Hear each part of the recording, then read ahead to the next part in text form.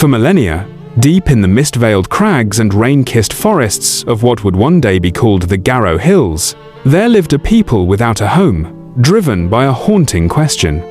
Where is our place in this world? This is a tale of two leaders whose courage carved a homeland from the wilderness, and whose bond stronger than blood became legend. The prophecy in the mountains.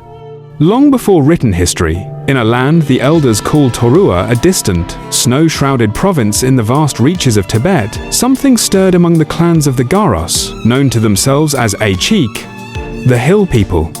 There, under grey skies and beneath winds that spoke like ancestral spirits, two young chiefs rose.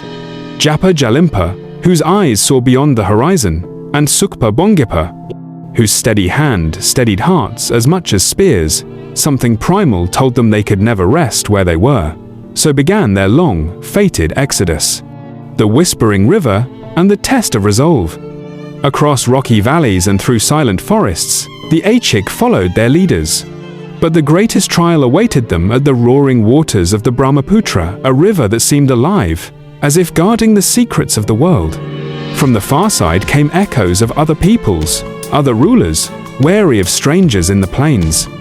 Yet in the hearts of Jappa-Jalimpa and Sukpa-Bongipa blazed a quiet certainty. To find a permanent home, no force, human or nature, could turn them back. With makeshift rafts and unbreakable spirit, they crossed. But arrival did not mean peace. Kings of the valleys, emboldened and threatened, tried to drive the Achik back. Ambushed in forest glades by rival armies, starved in desolate plains, the followers looked to their two leaders in despair. Many nights, Jappa-Jalimpa would stand at watch by the dying embers of fire, whispering into the wind about a sacred hill where their people would sleep safely at last.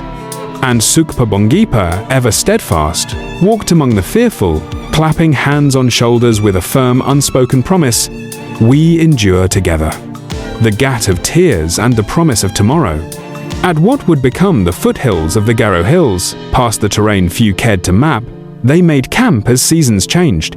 Here, the river plains yielded to dense woodlands and hidden valleys. But this region was not unclaimed. To survive, the Garos once again fought not for conquest, but for right of existence. The legends tell of night raids and dawn countercharges, of cries echoing against trees older than memory. They fought not as conquerors, but as desperate souls clinging to hope. In the darkest hours before dawn, when hope seemed lost and some warriors whispered of turning back, it was Sukpa-Bongipa who lit the fire first.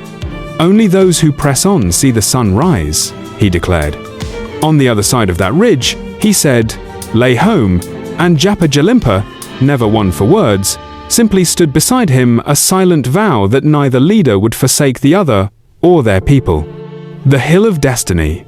At last, after endless struggle, they reached a high plateau crowned by forests and mist, a place where the songs of birds and the roar of waterfalls bound the earth with the sky. Here, the Garos made their permanent home.